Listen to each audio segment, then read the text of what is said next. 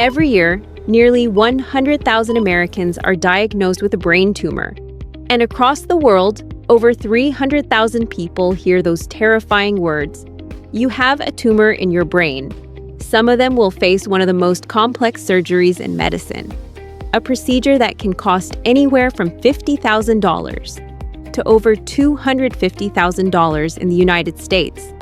Because when something starts growing inside the one organ that controls who you are, waiting is not an option.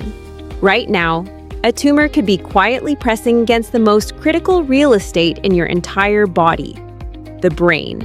And depending on exactly where it sits, it could be stealing your ability to speak, move, or even recognize the people you love.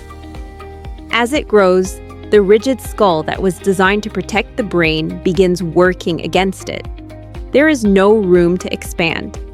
The tumor takes up space the brain doesn't have, forcing healthy tissue to compress, causing pressure to build inside the skull until neurons begin misfiring, triggering sudden seizures, blinding headaches, or personality changes so gradual that families notice before the patient ever does.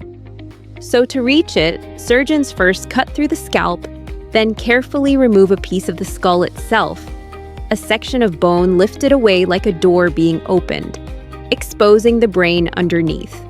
But they can't just cut straight in. The tumor may be millimeters from the area controlling your speech, your vision, your ability to move your right hand. So, in many cases, surgeons wake the patient up mid-operation, ask them to count, name objects, squeeze fingers, all while working inside an open skull. So the moment a response falters, they know exactly where to stop cutting. Using ultrasound and real-time MRI imaging, they navigate to the tumor and begin removing it piece by piece, pulling it away from healthy tissue with instruments thinner than a strand of spaghetti, guided by fluorescent dye that makes cancer cells glow bright pink under a special light, while healthy brain tissue stays dark.